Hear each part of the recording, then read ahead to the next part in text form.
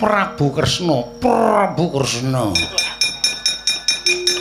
Janaka tak pek, Werkudara tak pek. Weh lah janjane kowe tak kandhani ya. Upama kowe ora seneng karo Werkudara karo Janaka kuwi janjane sadurunge kowe patihmu tok kongkon mau. Janaka karo Werkudara kuwi arep tak ijabi. Edan. Masa Lho tenan.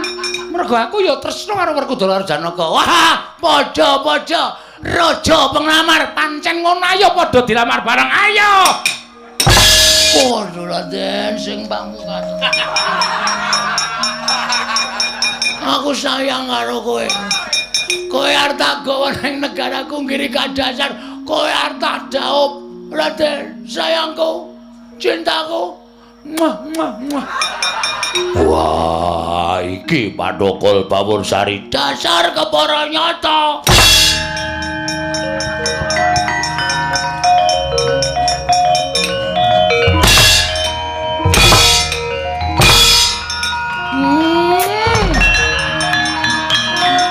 Kemana kau?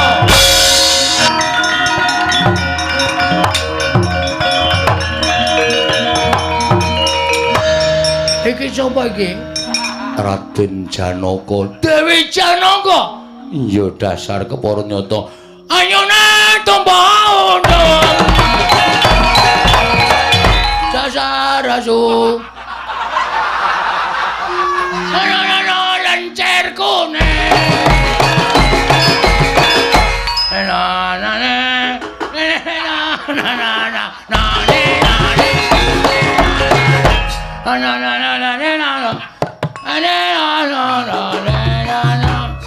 Tolong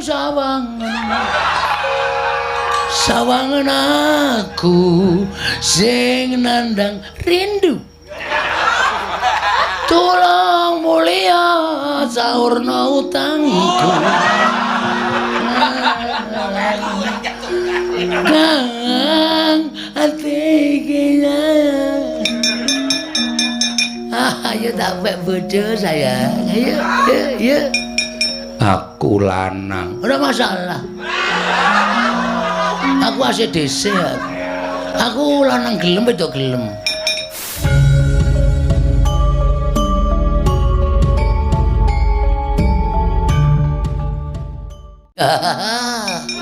Prabu Kresna, Prabu Kresna. Janaka tak pek, Werkudara tak pek. Weh lah janjane kowe tak kandhani ya. Upama kowe ora seneng karo Werkudara karo Janaka kuwi janjane sadurunge kowe patihmu tok kongkon mau. Janaka karo Werkudara kuwi arep tak ijabi. Edan. Masa Lho tenan. Mergo aku ya tresna karo Werkudara karo Janaka. wah, padha-padha raja penglamar Pancen ngono ayo padha dilamar bareng ayo. Kang Semar aku kleru. Yen Bagong isih urip arep tak goleki nganti sak ketemune. Yen Bagong urip arep tak goleki nganti sak ketemune. Semar, aku tulungono. Aku tulungono. Prabu Pathokol Bawursari. Piye, Prabu Kresna? Kira-kira kowe milih sapa? Janaka apa Werkudara? Aku terserah lah. Aku manut. Aku njaluk sing libidone dhuwur sapa iki?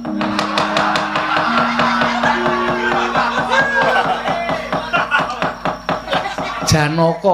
Aku Janaka, kowe Werkudara, aku nek gedene semono kae ngayahi. Repot-repot. Gagang Semar tulungono aku, Kakang.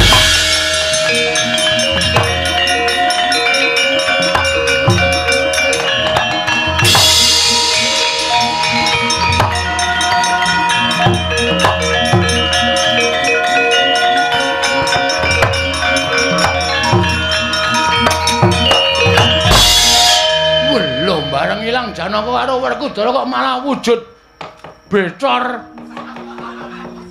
Betor ngetor bathukmu iki piye?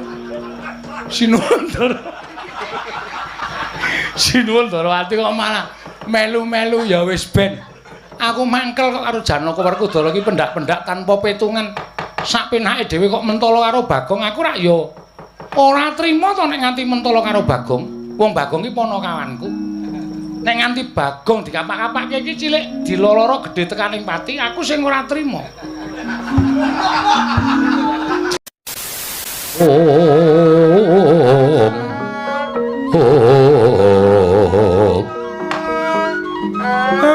wis do rampung le padha gojek. Sampun, Pak. Sampun, Mo. Sampun, Pak. Lah kok terus tanpa tak timbali biasane aku nek wis cukup ya kowe tak elikke. Iki aku urung mrana kok wis padha sowan. Ajeng ngeterke Bagong, ngopo kok dadak diterke? Bagong wis gerang tuwa. Kok dadak diterterke barang? Ajeng matur ngersaning Bapak. Piye to, Le? Kawuning ngono, Pak. Kula menika nyumpena. Ngimpi? Nggih, Pak. Ngimpi apa? Wancine enjing. Sumpena nika wonten 3 perkawis ngendikane Bapak. Iya, piye? 3 perkara to, Pak. Titiyani, Gandayani, Puspa Tajem. Bener. Impen sing arep nemahi nika biasane esuk. Jarine wis jam 2 tekan jam 4. Iya. Impen kuwi aku nglilir pas ana kirik jegok, Pak. Pitik kluruk. Tegese wis wanci esuk, Pak. Lah kowe ngimpi apa? Aku ngimpi omahku ki ewoh, Pak. Ewoh apa? Ewoh mantu. Weh, kosek. Aja sembrono. Kuwi impen ora prayoga lho, Dole. Lah sing dimantokke sapa? Sing dimantokke aku, Pak. Wong tak bandem wong tuwa. Gawe kaget ora? Kaget ya kaget ora mbok sak kayang-kayange ora lambene kotorong. Bapakne kok ngenekke lambene kotorong. Ben kok seru banget sing dadi manten disandangi manten kowe. Nggih, Pak. Lah terus mantene wedok durung ana, Pak. Tulung goleke, Pak. Dengkulmu mlocot ora? Mantene wedok ora ana, durung ana mantene wedok, kowe wis ngelilir. Sampun, wis ngelilir, Pak. Aku gragap gembrobyos. Tindien aku, Pak. Ngimpi nganti tindien. Heeh. Kaya dililing bojoku aku, Pak, nang dhuwurku. Piye, Gong? Aku tindien to. Sing ngeliling kowe bojoku. Iya, cilubang. Wong gilani tenan tro yakin medeni asli. Nganti gembrobyos aku yakin sumpah. Wis pokoke pripun Pak niki kahanane. Coba kowe sik. Mbok menawa ana syarat srana supaya kowe iso uncat kelawan lelakonmu Panakawan. Semareka den prayetna samunires eka balik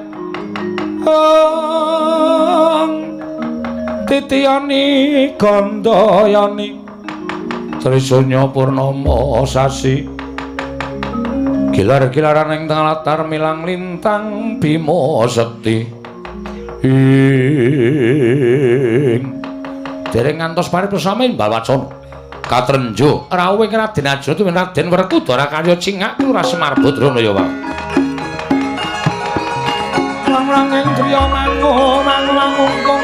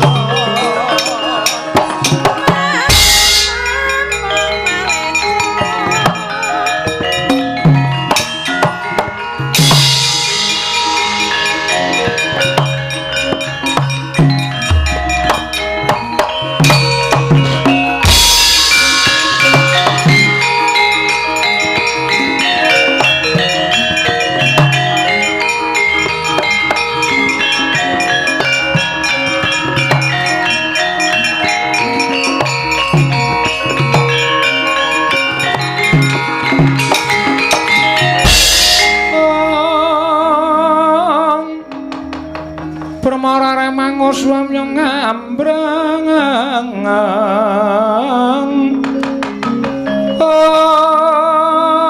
kati karunaning kaswase yen aneng marga malalat tumiring sang kandha wastrat maca long-long lalu mangulati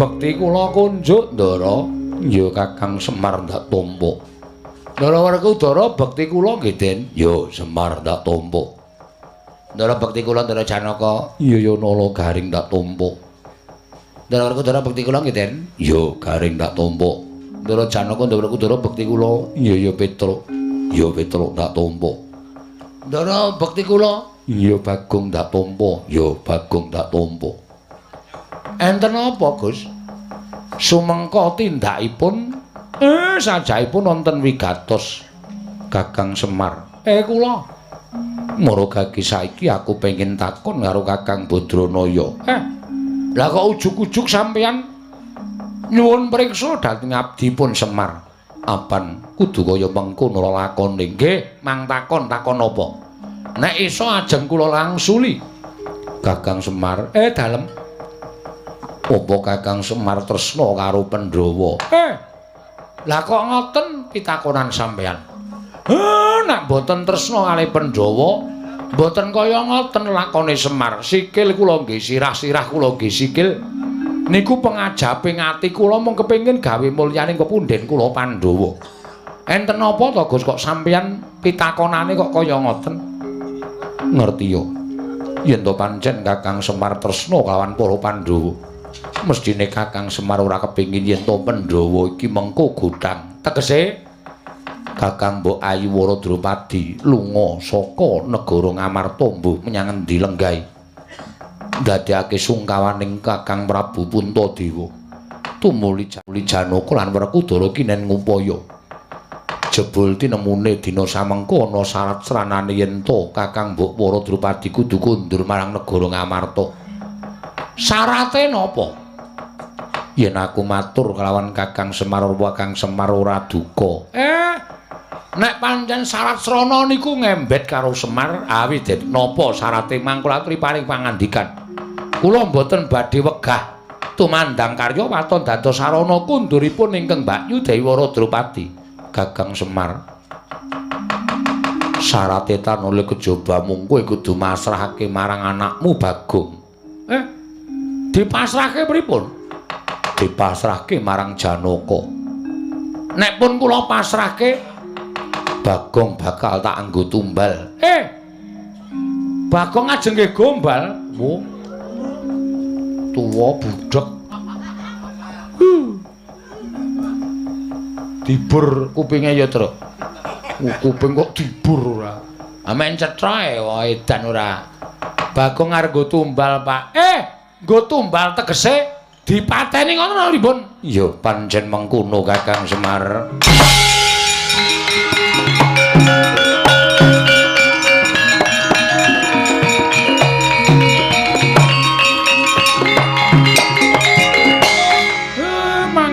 mangke riyen niku sing dawuh kaya ngoten sinten sing dawuh ya kuwi bapa Mremban Durna ya sing dawuh Durna bapakku Den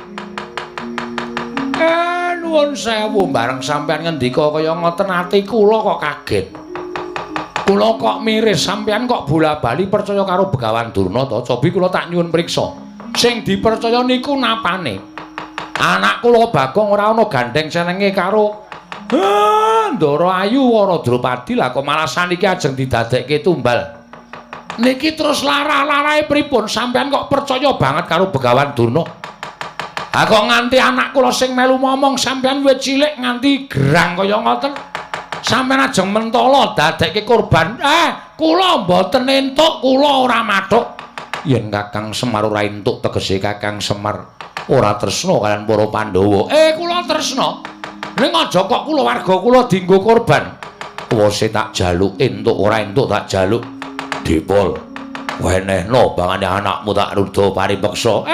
Ampun kaya ngoten lho, Den. Niki anak kula lho, niki batur sampeyan. Tinimbangane aku kelangan Kanjeng Koko Prabu Puntadewa luwung kelangan Bagong.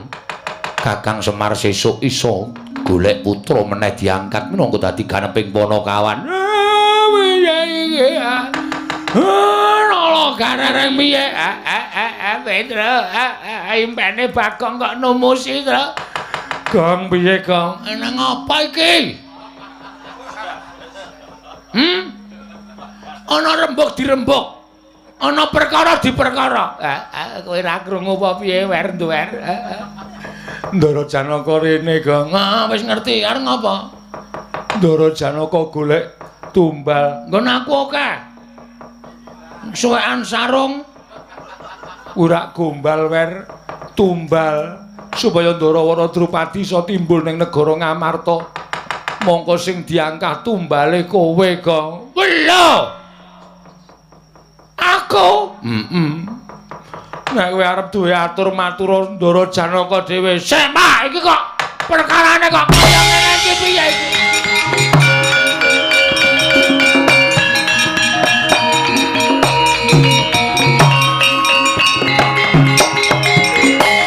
Ampun ngawuh gawar-ngawur sampeyan.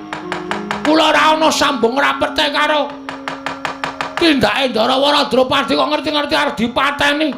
Sampeyan niku duwe ati napa mboten? Sampeyan niku satriya lho, Gus. Kula derekke seprika-sepriki sampeyan nek tapa teng alas 3 sasi, 4 sasi. Kula ora tau mulih teng omah mbelani karo sampeyan kok bareng saniki sampeyan arep tega kalih kula. Terus nuwun sewu. Batin sampeyan niku rasa kamanungsan sampeyan teng pundi? Rasaku kian gunom tanpa guna. Wose kowe gelem tak dadekke tumbal apa ora? Ora gelem aja klakon dosa tak rudha paripeksa. Bagong. Kowe gelem tak dadekke tumbal apa ora?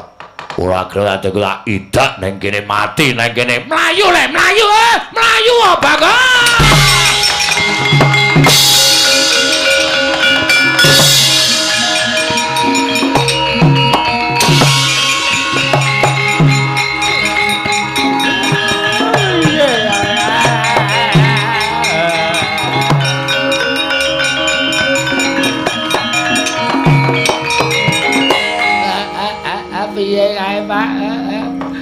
Piye, Pak? Aku dhewe ora ngerti. Bagong mlayu dioyak Ndara Janaka, Ndara Werkudara. Monggo satriya-satriya kae nek urung kelakon penjangkane ora bakal mandeg. Terus ngabarana bojone Bagong. RT RW dukuh dikabari nek Bagong mati wis urip kok to patekke kae engko ora urung kecekel ya Tong. Dhewe kelangan adi. Pak sampean ampun mendel mawon. Kuarsuwan ing negara Ngamarta lelakon iki arep tanjihke karo Sinuwun Puntadewa.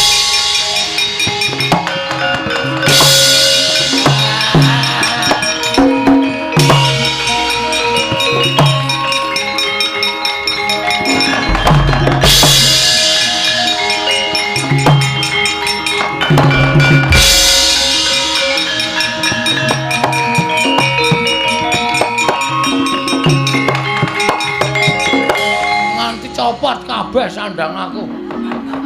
Mengkari kathok training kaya ngene. Waduh, jan impen kaya ana nyatane to ya. Aku kok dadak ngimpi dadi mantan barang iki kepiye to ya? Oh, alah Mir. Oh, alah Reng, kok ora nyono-nyono mau tetembangan kepenak-kepenak kok saiki kowe kudu pisah kambek mami. Oh, alah Tru. Sayonara ya Tru. Sampai berjumpa pula. Wis mlekoso uripku. Nek ora mlayu ndelik. Monggo Ndara Werkudara jangkae semono ambane ra tak. Apa jenenge iki? Nek ora tak banterke rekku mlayu ngrekoso uripku tenan.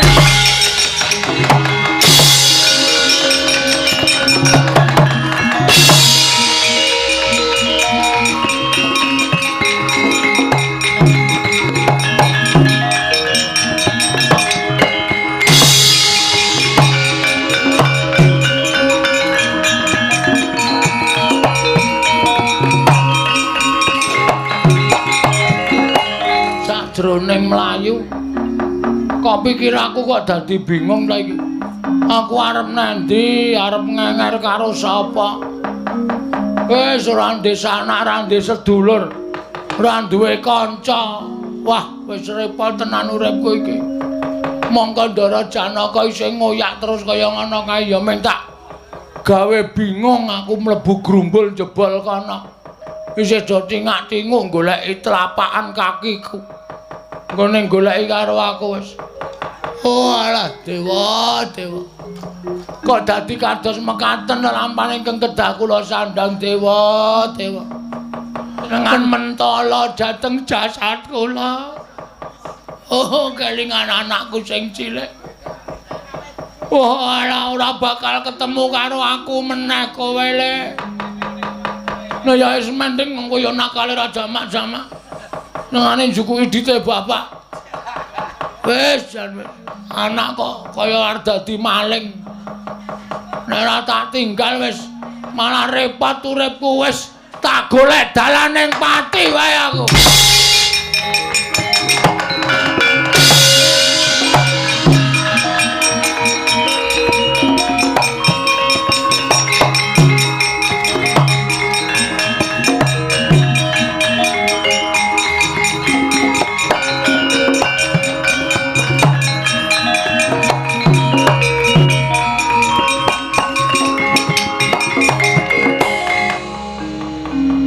Tekan segara kono tulisane Indrayanti ke timur Kukup ke timur meneh Pantai Siyung. Wah wis kelingan ra kebayar malah rekoso dadi kelingan jaman sing ora-ora wis jan wis wis iki nek ora nyemplung mumpung iki nang dhuwur tebing aku nyemplung blung sirahku ketampan karang terus modar wis mati ning ora dipateni bendaraku wis men ning nek ngisor ki ora ana karange nyemplung set ombake suda nyut entuk watu ning daratan tuwok mongko ora mati ming gagar otak ketrap-ketrip parani Ndara Janaka terus dilinggis ndasku mlung. Wah lara tenan yakin mbok sumpah nek aku nyemplung laut mongko ora ketaman karang laut ki iwake gedhe-gedhe. Iwak cocot, iwak cucut. Ku anggere ketemu Kartomarma wis cilaka malah dibiti amblek dadaku. Ana lho iwak Kartomarma iki padake. Enak e kuwi. Sing sapa iki?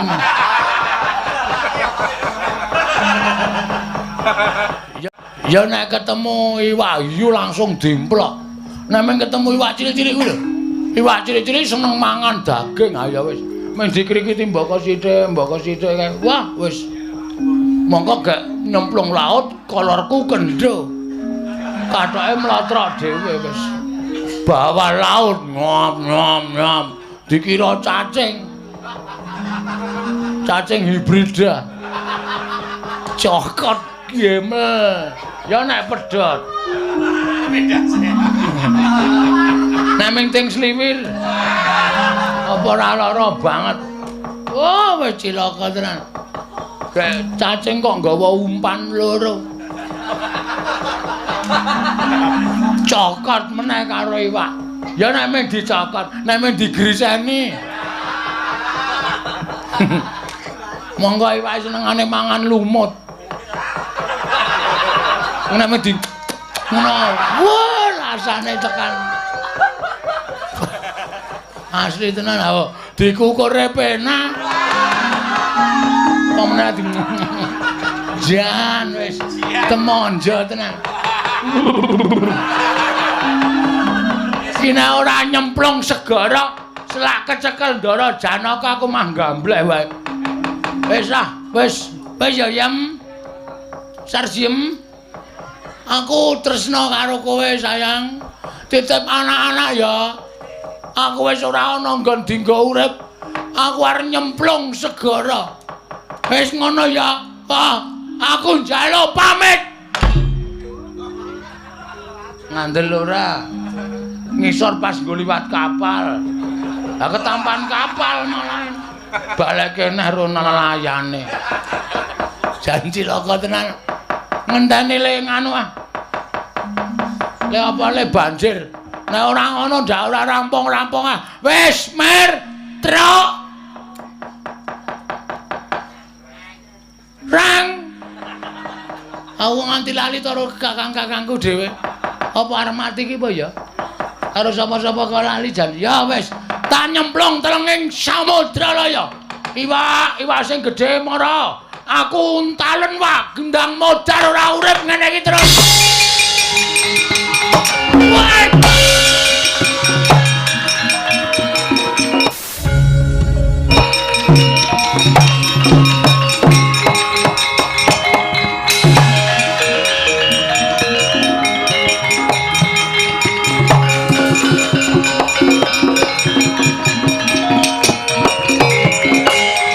Entuk-entukane nek wong seneng adus ning kali iki ngene iki. Ternyata aku ya iso renang. Iso enggak dadi sirahku ora klelep. Ya menek pas ana ombak iso ngombe. Ora apa-apa. Ora masalah. Kari ngenteni iwake saka ngisor aku disedot ngono. Mesti terus kelek nang wetenge iwak aku. Saya jero wisan iki. Wis ben, ngeneng saya tengah rak iwake saya gedhe. Nek nyerot aku rak langsung kelek. Ngandel ora? Wis mulai ana sing ngrikiti ta. Iki ora sembrono iki ah. Ayo. Keriye.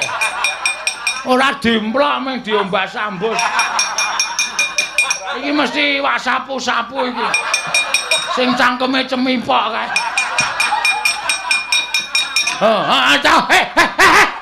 Ayo mikir. Ayo. Wajar.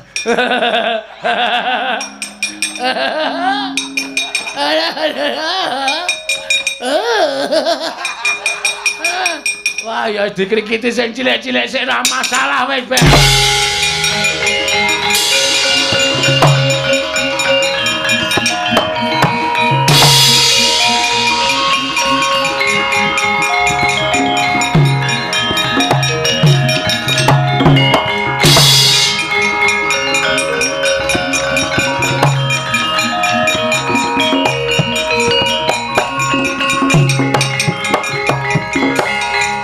Gunjang kancing langit kelap-lapaton lir kincanging risang mawe gandrung.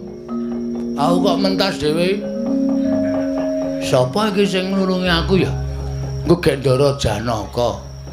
Ndara Janaka melu nyemplung nulungi aku mung arep dipateni ning daratan. Wis. Ora urip kok ketoyong-toyong. Perkencong warudoyong pak pong kali codhe sapa sing gawe. Bagong. Lho. Ki sapa iki kok gawa kentrongan bareng. Pak tong. Bagong noleh cahe tedan. Weh. Bambang dengkulmu kuwi. Sapa ya? Rupane kaya Bambang ya. Kowe sing nulungi aku. Lho. Kita kok ora bosok karo panjenengan ulun. Bagong, ngerti ya? Ulun ki dewa. Aduh, Pukulun. Sembah mangabekti kula konjuk Pukulun. Ulun tampa karya bombong tias ulun, pangestu ulun tampanana. Kula pundi nggo jimat paripendhahan ing kasantosan. Pukulun. Mboten nginten bilih paduka Pukulun Sang Hyang Brahma. Ngawur kita. Kita ki jane ngerti dewa apa ora to? Ngertos Pukulun. Orang Wong bapak kula niki nggih dewa, dadine kula nggih apal kalih dewa. Ulun sapa? Bathara Yamadipati. Ngawur. Salah. Salah. Bathara Wisnu. Dudu. Bathara Guru. Utuh. Bathara murid. Utuh. Kok Bathara murid barang ana guru ana murid. Bathara sinten nggih? Kaneka Putra. Walah. Toko buku tulis. Lho. Toko buku tulis piye, Rat? Kaneka Putra, Pukulan Rada. Iya. Wah, padha arjo kita. Wus. Malah niroke ora. Bagong ulun nyuwun prisa. Bagong ulun takon lan jeneng kita. Takono. Napa kita arep mati? Pun tek baterene. Wis abang. 20%. Mula kudu mati aja. Kita nek mati ora prayoga. Kita kuwi ora kena mati. Lah, sebabnya napa kula mboten nyang mati wong nyatane kula nek urip ya mung arep pateni karo Ndara Janaka, Ndara Werkudara. Padahal kula ora ngerti luput kula napa, kleru kula napa, kok dipateni. Ayo. Ngerti ora? Bekakan Kusike kita iki ora ngawur to, karo dewa kok sak karepe dhewe ora. Ulun tumedhak ning Madyapada iki bakal tetulung lan jeneng kita. Terus carane Kita aja mati, ning kita mukti ya. wong arep mati kok malah kon mukti. Dewa iki sak ciptane dadi sak sediane ana. Kita mukti ya. Carane Kita mlaku bener ngulon parane kono. Mengko kita bakal ketemu Nalendra, arane Prabu Kalasreng. Nalendra kuwi engko matenono. Sawise kita mateni Nalendra kuwi engko negarane agemen. Kowe dadi ratu ning negara kono. serius. Lho, tenan. Wah, tenuan Pukulan. Aman iku cendhik ning dayane top tenan Pukulan. Wah, sembah nuwun, matur sembah nuwun. Matur nuwun, mugi-mugi Pukulan pikantuk yuswa ingkang panjang. Ya. Kita ulun paringi pusaka. Ya kuwi wujude kalung. Kang aran kalung Robyong Kencana. Pusaka iki mengko tuthukna Prabu Kalasreng. Oh, nggih. Nek wis tak tuthuke Prabu Kalasreng mati, sandangane agemen kowe dadi ratu ning Giri Kadasar. Oh, nggih. Pun ngoten mawon Pukulan, kita ampanono nggih. Oh, nggih ngetaken dawuh. Waduh, kaya panah. Kalung Robyong Kencana. Sendika ngetaken dawuh. Sampun nyuwun pamit Pukulan. Ya sing ati-ati. Sur titing ati-ati duga larak ngandel ora. Ngerangkul ngepuk-puk bul nyopet cah kae. Agong.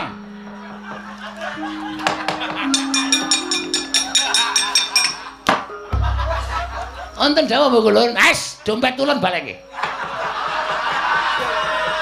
Kowe konangan Wae ana isine STNK barang. napa dewa niku numpak kendaraan? Lho, aja tok sepeleke. Dewa kuwi nite kendaraan. Kene baleke. Oh alah, kaya konangan ngepuk-puk kok nggon sak ora.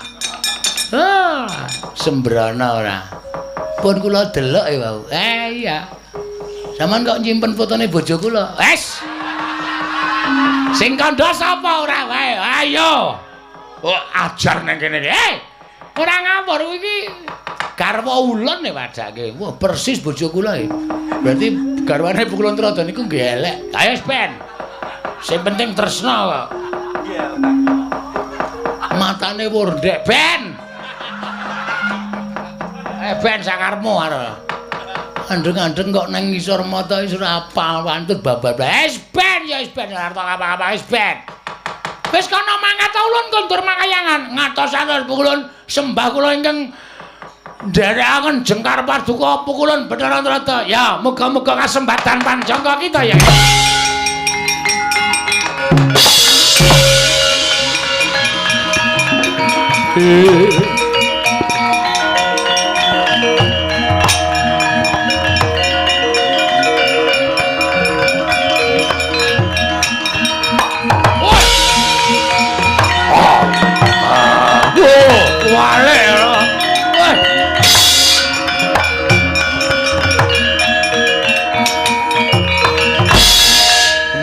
panjang gancing langit kelap-lapaton lir kincanging risang mawe gandrung ing sapa iki ana wong kok nganggo training tok atlet SEA Games 2019 cabang olahraga sekak kok nganggo training ndupang nganggo jaranku ya wae lho sapa wae Prabu Kala Sereng iki menungsane lho kowe sapa takon karo aku putrane Pukulun Bathara Antarada ben ra ana wonge kok aku Sang Hyang Bagong Sang Hyang Bagong apa kowe dewa dewa gedhe tur dawa aja ngawu gawar ngawur sapa kowe Kala Sereng ngapa kowe trutusan tekan kene golek sendang bakal tak nggo siram jamas nggonku klakon daup karo Dewara Drupadi iki malinge keparat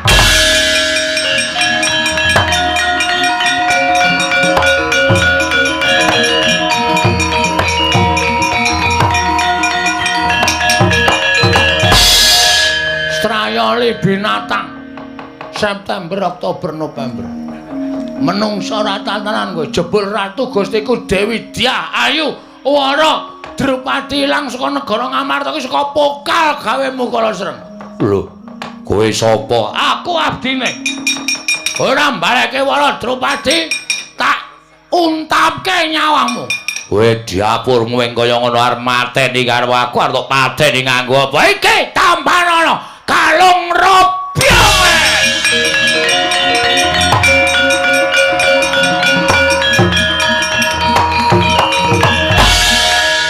omongane Pukulun Bathara Antarada iki pancen nyata.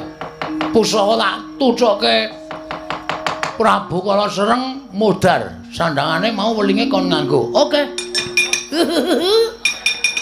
Iki arep gaya. Aku begitu metu nganggo sandangan ratu. Pate piye pawartaane. Pokoke arep ketobrakan. Tanggo sik. Wah, kok pas sih, iso pas sih. Dian Prabu sapa ya? Kala Sereng. Medal Jawi. Kumricek suarane.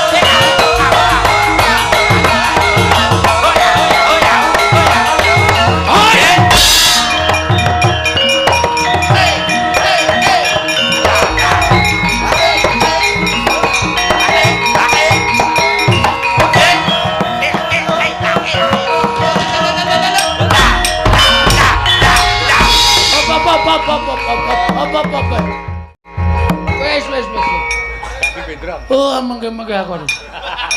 Wah.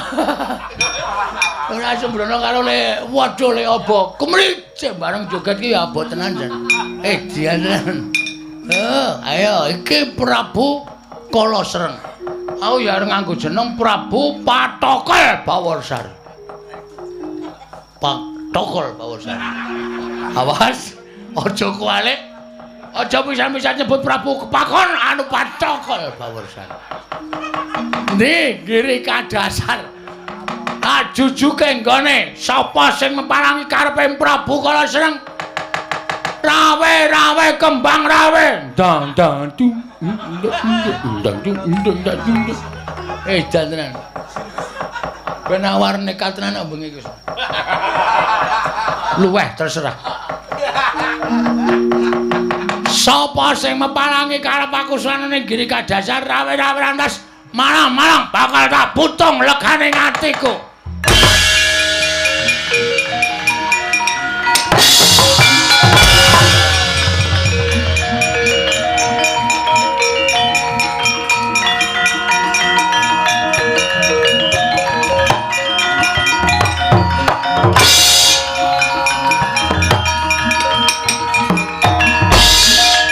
Lho sapa iki?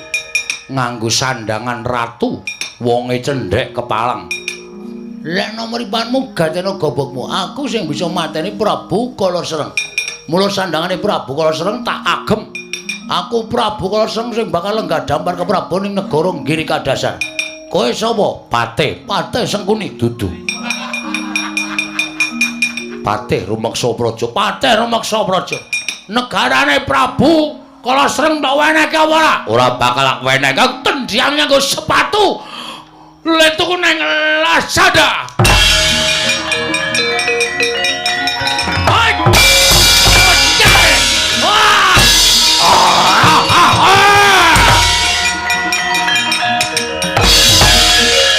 Nalendra ampuh. Kome mungsuh patih kaya ngono. Kapok ora kowe? Inggih kapok sinuwun. Kula nyuwun gesang. Tak nehi urip ning negara Girika Dasar aku sing agem. Kula semanggaken Mlebu kedaton.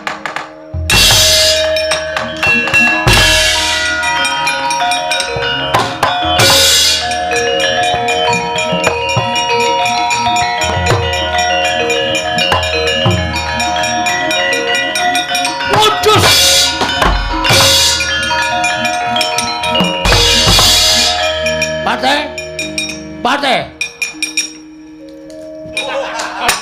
Waduh. Patih goblok. Nek ratune mlebu kraton ki melu. Inggih sinuwun inggih. Goblok. Inggih nyuwun pangapunten. Nyuwun pangapunten sinuwun. Ora ngerti aturan kowe. Udus kowe. Inggih nyuwun pangapunten. Prabu Pathokol Bawarsari si tangan bersih ya padahal. Iya paringipun kados pundi? Iki sapa iki? Kok ana Elsi nang kene. Ngan menika ngawur. Menika Dewi Wara Drupadi. Udus. Wara Drupadi Kasinggihan mekaten. Iki putri saka ngendi te? Saking negari Ngamarta. Kok tekan kene Dipun cidra Prabu Kala Sreng. Nek ngono iki berarti bekase Prabu Kala Sreng. Dereng purun dipun garwa Prabu Kala Sreng. Waduh, isik urung tau dijamah. Dereng. Wara Drupadi Wonten dawuh Prabu Kala Sreng mati. Negara Girika Dasar ingsun ingkang lenggahi. panjenengan sinten? Prabu Pathokol Bawarsari. Pathokol aja kuwale ya. Pathokol. Inggih. Nek Prabu Kala Sreng wis ora ana terus aku sing dadi ratu kira-kira kowe nek tak merit piye? Menapa sinuwun? Kowe patih goblok iki tendiang. Merit kok ora ngerti. Merit ki ijab kabul. Mekaten kula dereng paham. Mula sinau. Inggih. Kowe nek tak merit gelem ora? Merit menika menapa? Tapet bojo. Sinuwun menapa panjenengan saestu Heeh. lahir batos, Lahir batin. tobat kula purun sinuwun. Waduh!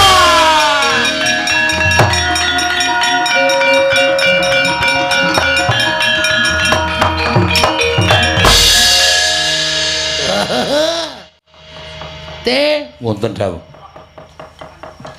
Iki lho Drupadi wis Nyekeli wudelku. Teh, wonten dawuh. kowe kok ngoso kowe. Dundang kok ngoso. Inggih wonten dawuh. Ade, Inggih. piye perasaanmu nek wong lanang dicekeli weteng ngene iki? Gak sing nyekeli wong wedok ayune kaya ngene iki, Teh. Aduh, Teh. Teh aku tukoke pil kita. Dadi kangge menapa? Ya aku wis angel Teh. Inggih. Nek ora dibantu nganggo obat-obatan Sampun kados mekaten. ora Drupadi kowe tresno tenan. Saestu lahir batos. Nanging kula nyuwun, Apa? kula gelem dipun dhawuh panjenengan ning njaluk diwayuh. Edan. Ada sukune wong bagus ngene iki ya, Teh. Inggih. Bagus apa? Jabure kaya cowek. Aku padake ra krungu. Cowek nggo ngulek ndasmu ki apa? Nyuwun pangapunten. Pangapunten. Nok sebarake. Marahe Nyuwun pangapunten menika pikantuk keris menika saking pundi? Pikantuk keris menika saking pundi? iki ngene prejure tak potol iki. Tak banyu keras. Terus tak nggo ukiran keris. Inggih. Kiai Jalak Pamengkang Kurungan. Oh inggih.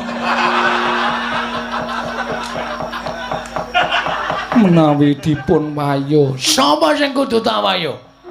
panjenengan kedah pados putri kalih cacahipun supados sak mangke kula gadah rencang. Serius? Inggih. Lahir batin. Lahir batos sinuwun. Padhe Wonten dawuh. ngadep kene.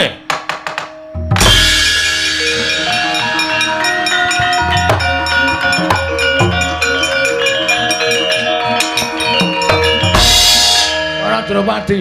Wonten dawuh. Aja cedhak-cedhak partai abape mambu. Inggih. Ngestakaken dawuh. Ngene di samping Mas. Mas kula ngenipun nyebut Mas sinten? Mas Patok. Mas Patok nggo matok cengele. Piye PT? Kula ngaturaken panjenengan pantes sanget ngami Mas Patok. Ngapusi. Padahal aku ora krungu ya. Tak apura Teh, tak apura. Ora masalah. Teh, Wonten dawuh. kowe tak kongkon ning negara Ngamarta. Inggih. Nang Ngamarta kowe nyuwuna putri loro sing banget kudu dadi marune Wara Drupadi. Sinten sinuwun? Dewi Werkudara lan Dewi Janaka. Sinuwun.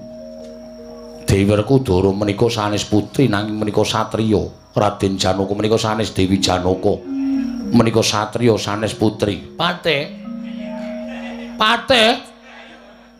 Kowe arep nyenturani rembuking Prabu Patokal Bawarsari. Hah? Hah?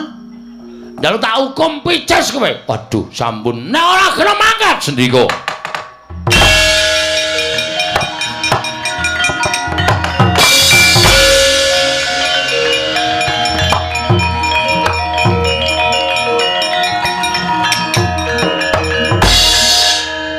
Kyai Wara dubriksa. Drupadi.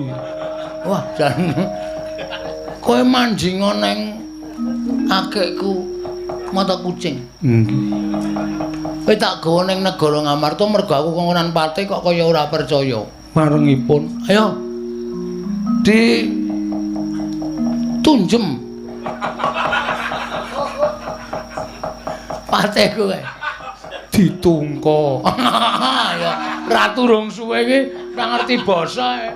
Ditungka. Inggih, manjing pundi? Kono. Ngonake Inggih. jarikmu keri. Inggih.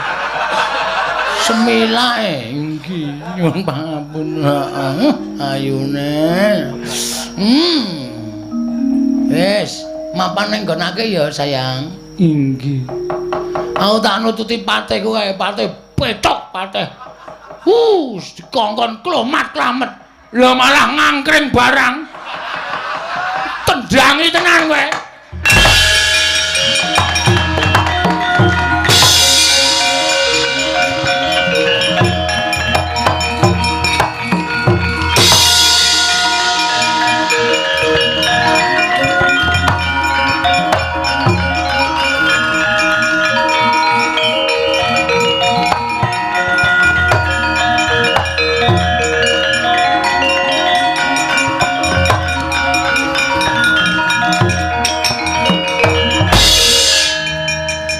Semar kok mlayu-mlayu karo Garing karo Petruk nggih. Eneng apa? Kula mboten ajeng wadul. Ning lakon iki kasunyatan. Kasunyatan piye?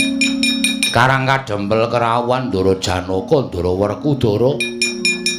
Mboten kanyono-nyono merga dawuhing Begawan Durna ngupaya Dewi Wara Drupadi anggenipun murca. Lah kok rawuh teng Karang Kadempel ngemban dawuhing Begawan Durna. Jarene Wara Drupadi saged timbul teng negara Ngamarta ning kudu ditumbali nyawane Bagong. Lho. Lah terus anak kula Bagong dioyak-oyak kali Ndara kula kekalih. Kula njaluk pengadilan Ndara. Ora gampang.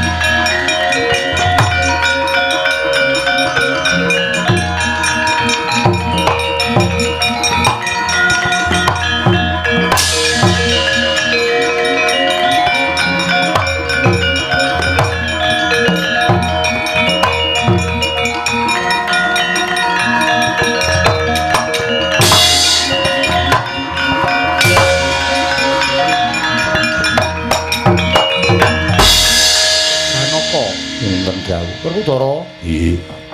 Kang endi kowe? Ngupaya Kakang Mbok Wara Drupadi entuk gawe sekedhap malih tumunten badhe kundur wonten negari Ngamarta. Lho, kok sekedhap malih? Ketemu ora? Kaliyan lho, Mbak Yumu. Inggih dereng nanging syaratipun sampun kelampah. Oh, syarate wis tok lakoni, sampun. Wis Werkudara. Wis. Syarate apa? Syaratipun inggih menika menapa menika inggih sejatosipun. Ayo Gage matura karo dulurmu tuwa syarate apa? Inggih menika kuwanda. Kuwanda inggih kuwandane sapa? Kuwandanipun menapa menika kuwandanipun ge omong ora menapa menika menapa diulak balik nggih anu Koko Prabu mboten duka lho mestine ora yen panjenengan kuwi dadi syarat kunduring Nyai Prabu Nyai Wara Drupadi aku ora bakal duka kuwandanipun Bagong piye kuwandanipun Bagong kuwandane Bagong Panakawan. Inggih. Terus kowe mau matur wis kelakon, tegese Bagong wis tok pateni. Mboten kula pejahi nyamung nyemplung telenging samudra.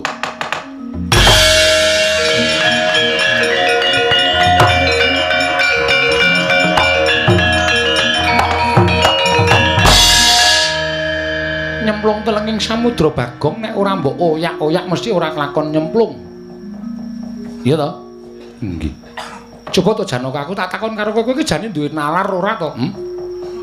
Kowe kuwi padha duwe rasa kamanungsan ora, Werkudara? Nggih. Tak takon karo kowe sing ngakon mateni Bagong sapa? Durna bapakku. Wis ping pira kowe percaya karo Durna? Ning nyatane ngawuh gawar ngawur ora ono nyatane. Durna pendhita sing nyata. Nyatane nggo napa aku tak takon? Menehi aku kawruh panunggal. Sing menehi kowe kawruh panunggal kuwi Sang Ruci Bathara ya Sang Dewa Ruci. Wong satemene nggomu banget percaya karo Begawan Durna pekasan kowe dijlomplongake cemplungke segara wae panut. Nanging merga gedene kapercayanmu kowe ora tekaning pati iso ketemu karo Sang Ruci Bathara. Kuwi dudu Durna sing menehi. Nanging kowe pancen pambudidayamu dhewe. Lah kok dadi kowe saiki tuntula karo Bagong merga perkara Durna? Ning nganti Bagong iki tekaning mati ana tantrimaning dewa sing sago nyangga sapa? Sing sago nyangga sapa? Wah, lah adik-adikku kok kaya ngono to pikiranmu kok do kutung nalarmu ora ngerti kan pala. Wun.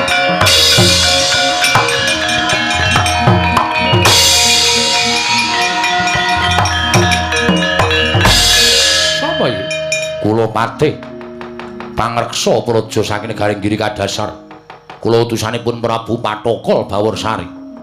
Terus karepmu Dereng kemawon mlebet wonten negari Ngamarta wonten mriki sampun lenggah priyagung-priyagung nata Ndarawati kadange Werdanata ing Ngamarta. Sinuwun kula badhe munjuk atur kepareng badhe pinanggih kaliyan Sun Prabu Puntadewa. Yen wis ketemu Kula badhe ngaturaken utusanipun Nalindra inggih gadhasar Prabu Patokol Baworsari. Sire piye Ratu Gustimu wis ta cekak aos wae? Badhe nglamar putri Ngamarta. Lho, Putri Ngamarta sapa? Inggih menika badhe dipun wengku garwa naminipun Dewi Janaka lan Dewi Werkudara. Gelo, kula arep dilamar gelo. Werkudara arep dilamar gelo.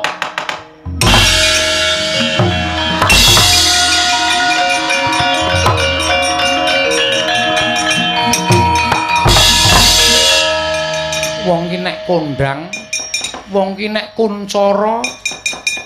Wah, lah jebul sing seneng karo kowe iku ora mung wong wadon. Wong lanang barang seneng.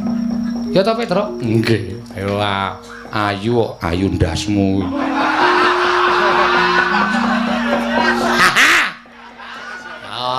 Kuwi jenenge sapa sing tumindak ala wahyuning bakal cilaka, sapa sing mbak becik mesti ketitik. Nggih ta sinuwun? Iya.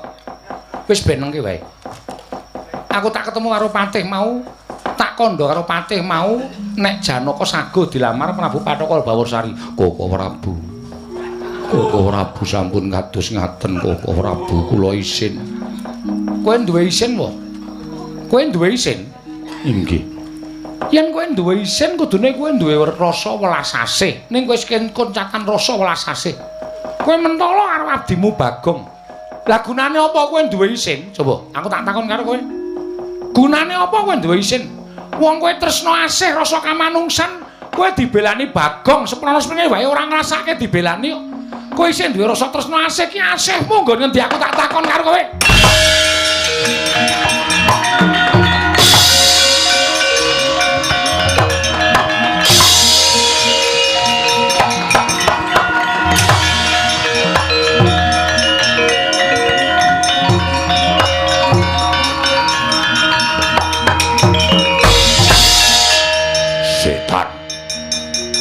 Melek matamu. Wong lanang diwedokke. Ora ana Dewi Werkudara, sing ana Raden Werkudara. Saanane waton Werkudara diasmu.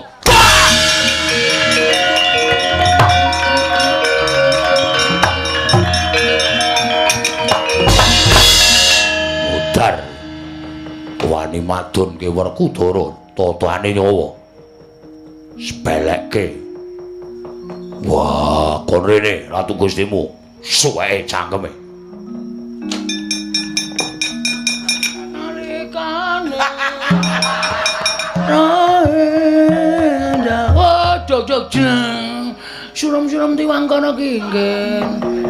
Yen mangos wong kang layon. Denyelang kang manise. Wadanane ra layo kumelku jam ora raut. Oh, lah Patih. Muga-muga entuk papan sing jembar, swarga sing sempit. Raden Werkudara kowe membunuh Patih.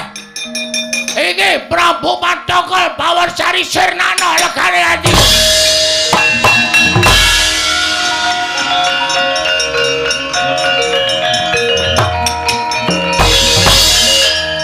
Sayangku. Wah, Raden Werkudara jebul ayu tenan. Ya ampun nganggo kathok seksi banget. Kathok ketat meneh. Waduh Raden sing pamungkas. Aku sayang karo kowe. Kowe arep tak gawa ning negaraku ngiri kadasar. Kowe arep tak dhaup. Raden, sayangku, cintaku. Muah.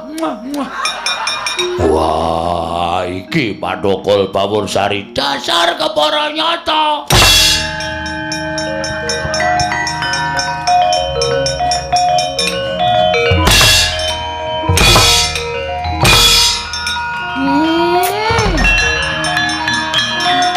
Kemana kau?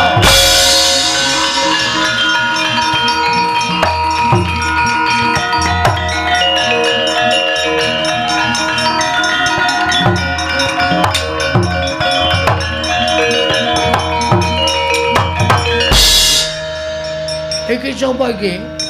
Raden Janaka. Dewi Janaka. Iya dasar kepara nyata. Ayune tumpah undung. Dasar asu. Ana lencer kuning.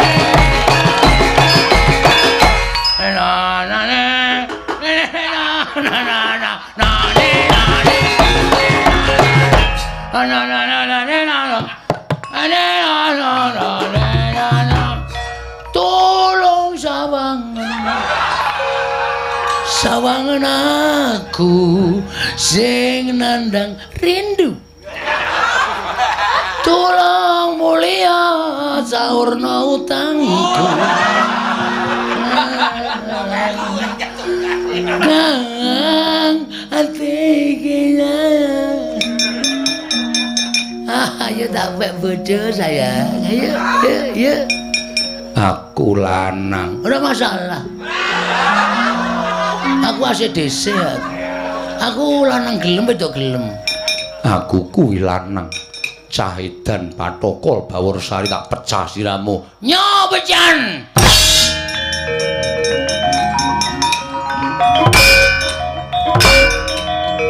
Sayang.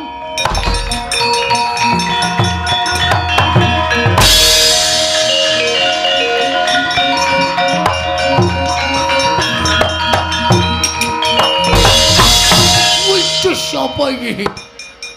Awake kok dicet ireng. Iki sapa? Patokol Bawarsari. Prabu Kresna. Prabu Kresna. Janaka tak pek, Werkudara tak pek. Wih lah janjane kowe tak kandhani ya. Upama kowe ora seneng karo Werkudara karo Janaka kuwi janjane sadurunge kowe patihmu tok kongkon mau. Janaka karo Werkudara kuwi arep tak ijapi. Edan. Mosok Lho tenan. Mergo aku ya tresna karo Werkudara karo Janaka. wah, padha-padha raja penglamar Pancen ngono ayo padha dilamar bareng ayo.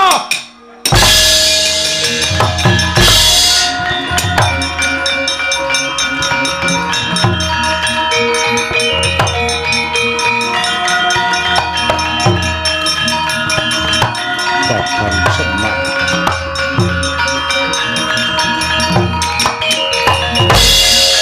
Dipol, aku tuluh ngono. Kakang Semar aku tulung ngono. Kok ora Bundarawati malah melu-melu perkara iki. Pripun nek kaya ngeten iki? Nek kula nulungi napa labuhan kula ajeng manglalekke. Nggih. Sampeyan kewirangan lho diwadonke wong niku nek cara kula kaya didak sirahe. Sampeyan iku satriya jagan nganti keberbeken ngumandhangi Ndara Janaka, Ndara Werkudara kok ming ajeng diramar Ratu Petruk nika. Pun pripun? Aku luput.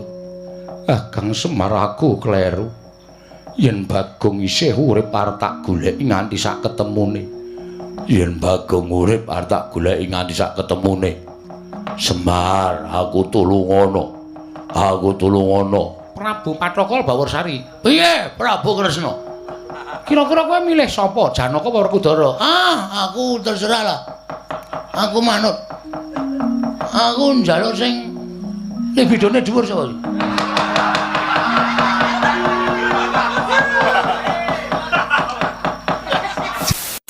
Janaka. Aku Janaka, kowe Werkudara, aku nek gedene semono keling ayahi. Repot-repot. Kakang Semar tulung ngono aku, Kakang.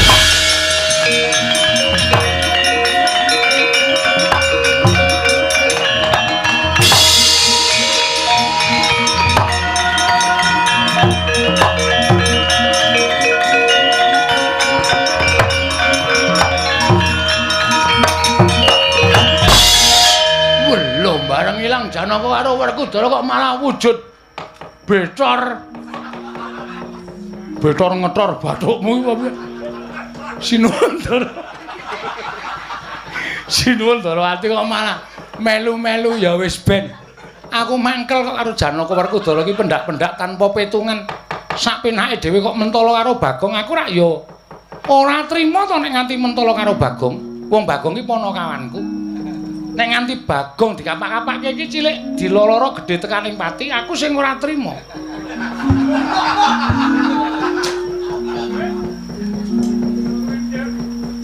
Gareng nendi?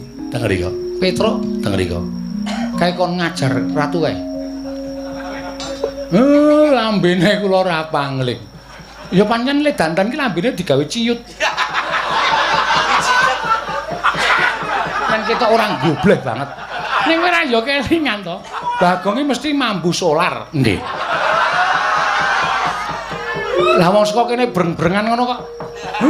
Petro adimu jek urip. Wah, slataki tenan ra.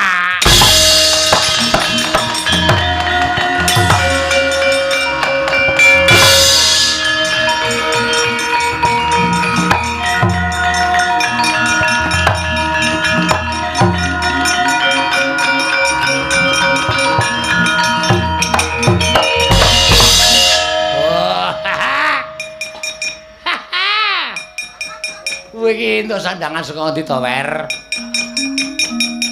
Jangan salah. Kok kamu memanggil aku Wer? Aku raja dari Batavia. Duapure kaya ngene kaya aleman ngingu jenggot barang kok mingu wedhus sing iso manak. Aleman gong ora. Apa iki wani nganu bedhek karo aku? Wek saya sak asyare. Terus Reng, terus. Wah.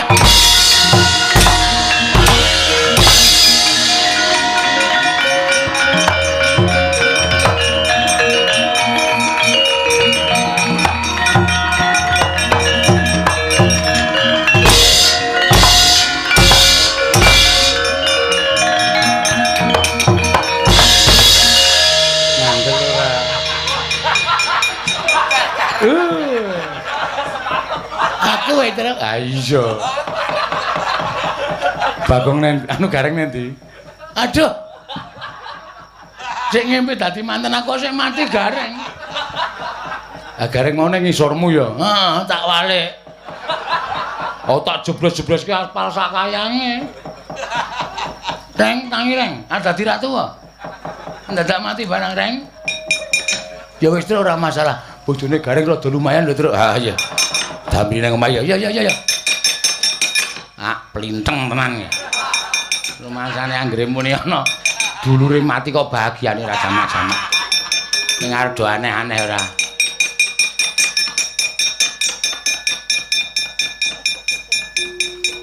Bagong, nggih.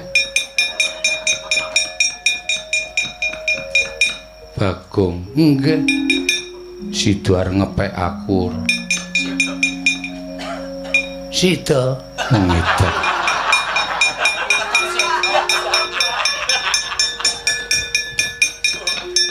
Wah, duwer. Lenggor. Wah. Ajar. Lah kowe iki terus entuk-entuk amuh apa kowe kok dadi ratu barang? Weh, lah niki iso dadi pepadang tumraping negara Ngamarta. Gusti Ayu. Medal Gusti Ayu. Gong tak totok sirahmu. Nang akeh kok dikopi kok. Mumet sirahku ora.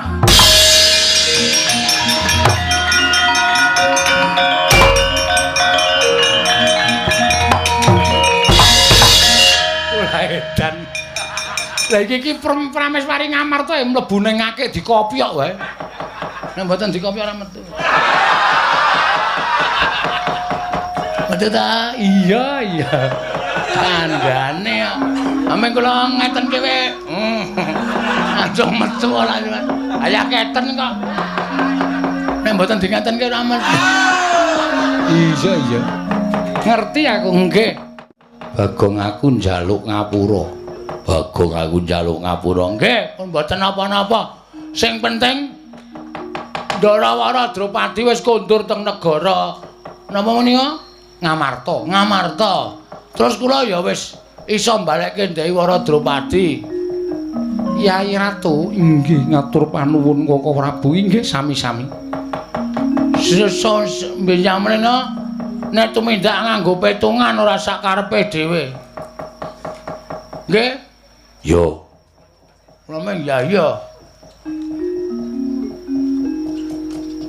Ayo kae wis. Nanti mbok rasa kesusu ta? Santai wae. Ya Bagong aku njaluk ngapura. Tiba sepadha-padha. Tak kira neng omahku tenan. Gareng ya sempat-sempate mlayu bali. Anggembok Omahe.